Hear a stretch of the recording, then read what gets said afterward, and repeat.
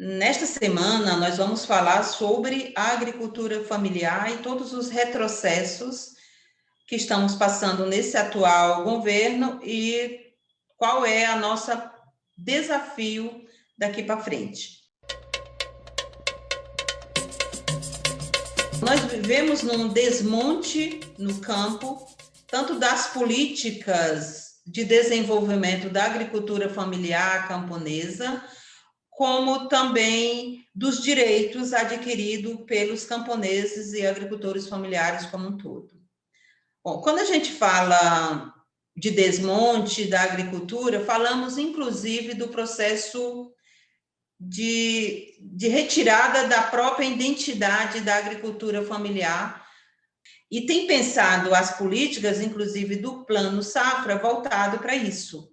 A agricultura familiar, atualmente no Brasil, ela tem sofrido vários retrocessos diante das políticas de créditos, de apoio, de desenvolvimento. Apesar de estar vivendo um tempo de pandemia, em que as pessoas têm sofrido grande dificuldade, e tenham tido, inclusive, o incentivo para a população, a agricultura familiar não teve, até algum momento, nenhum apoio do ponto de vista do governo para desenvolver o processo produtivo, inclusive para a necessidade que o Brasil precisa. O Plano Safra, esse ano, ele vem com um processo muito agravante. Primeiro, deixa fora a juventude, as mulheres, qualquer acesso de favorecimento do território e da reforma agrária. Então, isso fica fora hoje do Plano Safra. O Plano Safra cria um processo de ampliar para os médios produtores, ou seja, ele ampliou a renda, que hoje ele considera agricultor familiar de quem tem até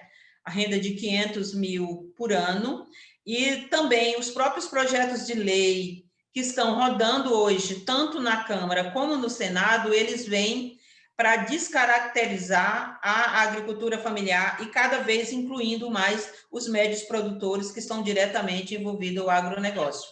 Por exemplo, eles aumentam, tem uma proposta de aumentar de 4 módulos fiscal, que é o limite hoje para a agricultura familiar, para 6 módulos fiscais, que aí vai entrar os médios produtores. O que querem com isso?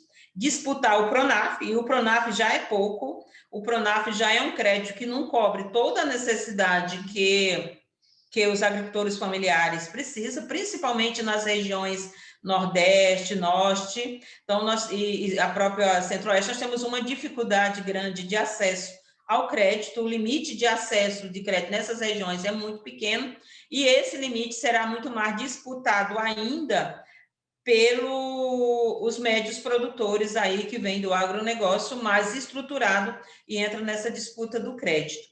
E é fundamental que se pense sobre isso, porque cada vez mais se tira qualquer tipo de política que venha para favorecer tanto as cooperativas dos agricultores e agricultoras, como também crédito para apoiar as famílias no processo de produção. Por exemplo, a Lei Assis Carvalho 2, que está tempo na Câmara para ser votada, foi votada na Câmara, foi para o Senado, e ela não é votada. E a gente propõe ali crédito de fomento à produção, que é exatamente para avançar na produção que vai direto combater a fome, como também o crédito, o crédito que é um crédito pequeno de valor, mas que possa atender a todas as regiões e essa demanda. Então, há essa solicitação, inclusive, fortalecer também o programa de aquisição de alimentos, que, por exemplo, hoje o Brasil não tem armazenamento público de alimentação.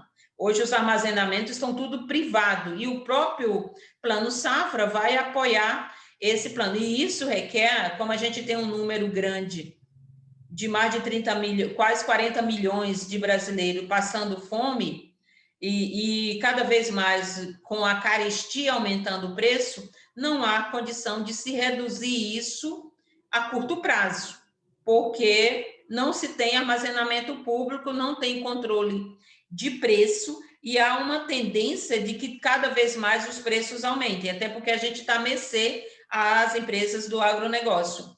E o não favorecimento aos camponeses, à agricultura familiar e à reforma agrária deixa cada vez mais a população brasileira à mercê dos mercados que regulam o processo do preço, inclusive da alimentação. E isso tende a se agravar mais ainda se não houver um processo de apoio e de organização. Até foi proposto, foi se desenvolvido, inclusive, a articulação dos movimentos e das organizações, projetos de lei que possam beneficiar a agricultura. No entanto, apesar de ter sido votado e aprovado, ele foi totalmente vetado pelo governo federal, pelo atual presidente da República.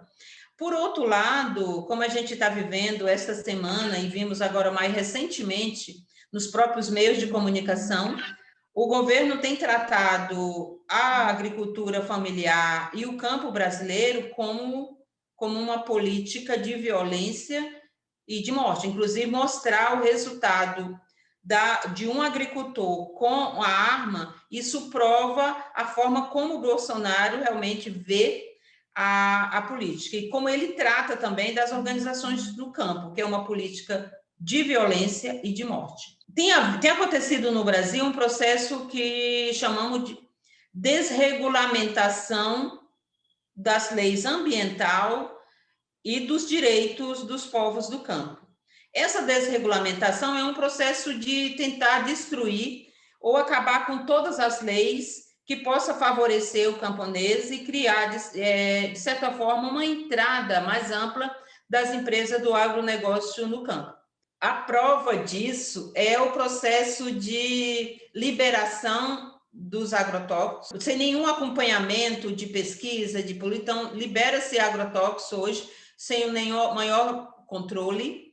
Também é o processo do apoio à lei, a projeto de lei e à lei, a emendas provisórias como um todo, que vem para favorecer as empresas de grilagem, né, os grileiros de terra, com o processo de regularização fundiária, que não favorece aos pequenos, que favorece aos grandes. Também a destruição das políticas, como é o caso do PAA. Hoje, o pouco recurso que tem no PAA como orçamento não tem financeiro, portanto, há uma dificuldade muito grande disso. A reforma agrária está totalmente paralisada, o governo não tem decisão de desapropriar, não tem orçamento e não tem financeiro, não tem política nenhuma de apoio ao processo da reforma agrária.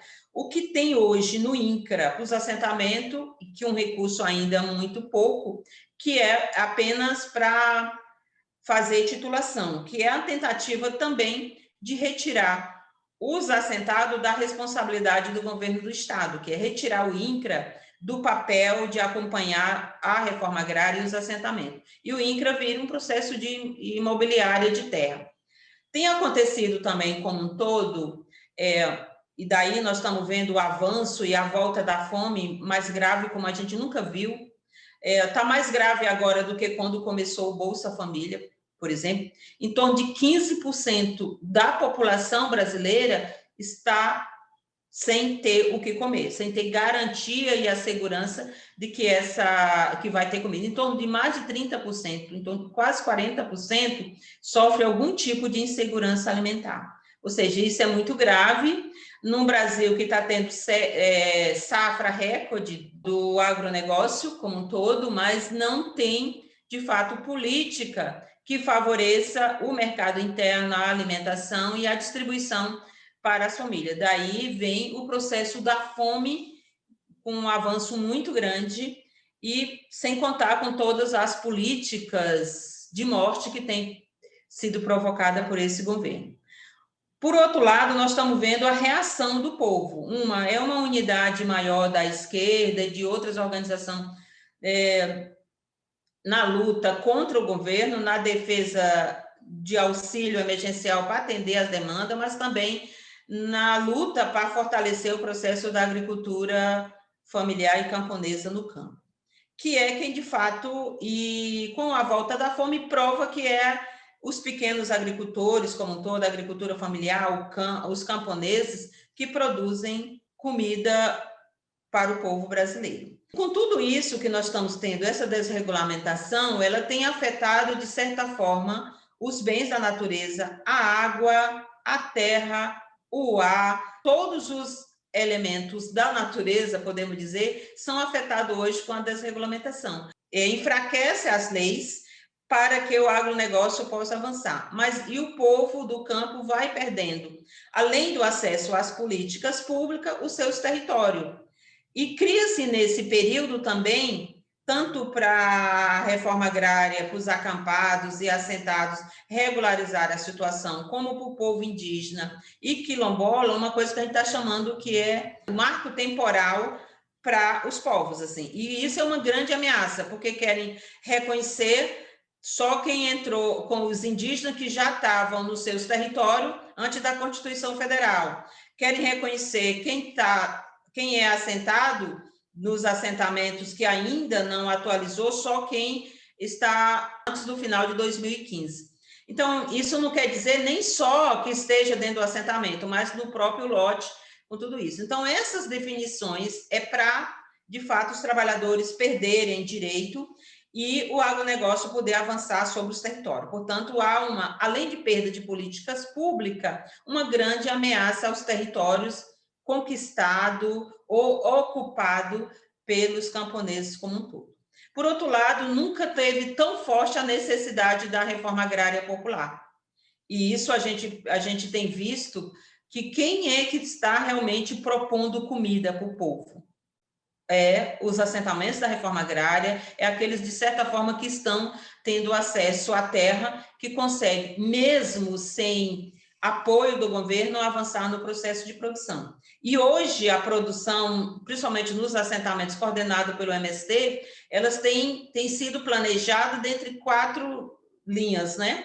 A produção para o autoconsumo, a produção para adquirir renda, produção para assegurar uma certa poupança viva nos assentamentos e nos territórios, mas também planejar a produção para a solidariedade. O movimento já doou, nesse período todo, muitas toneladas de alimento, mas também doou marmitas, doou comidas, além de doar apoio, como os agentes populares de saúde, os agentes ambientais, com todos os processos de organização que nós fomos construindo nesse processo. Por outro lado, também nós vimos que os atos têm demonstrado o maior número de cidades a cada período que passa. O 24 de julho foi exemplo disso, que é o maior número de cidades do interior do país participando das mobilizações.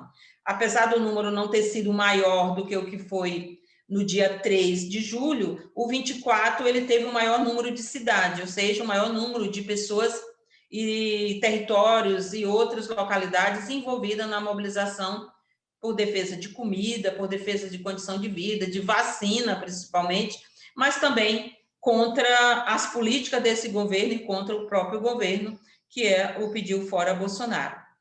Quais são os nossos desafios que aponta, então, nesse período? Primeiro, fortalecer o processo das organizações do campo. É importante que a gente fortaleça a via campesina, fortaleça o campo unitário, fortaleça também a relação com a cidade, mas também através dos movimentos urbanos, mas principalmente através das frentes, né, da Frente Brasil Popular, da Frente Povo Sem Medo e das organizações das centrais sindicais. Esse desafio para nós é fundamental para que a gente possa ir mudando a política.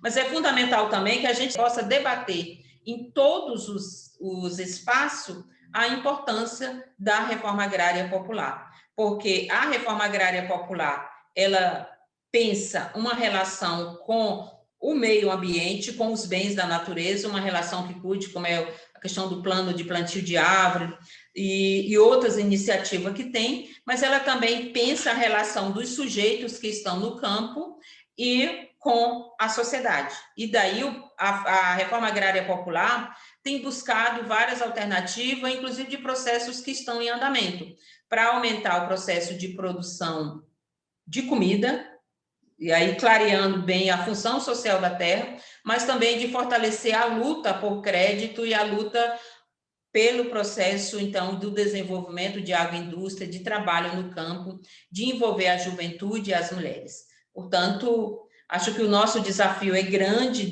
diante desse período que se desafia tanto, mas, assim, durante esta semana que tem tido vários debates sobre a agricultura familiar, o que tem provado é que, apesar de não ter tido apoio do governo, a agricultura familiar e camponesa, ela está resistindo no campo e ela está existindo. Então, eu acho que isso é que é o fundamental para que a gente possa se somar dentro desse processo na luta política, na luta por melhores condições de vida para as famílias, mas também na luta pela condição de vida na população.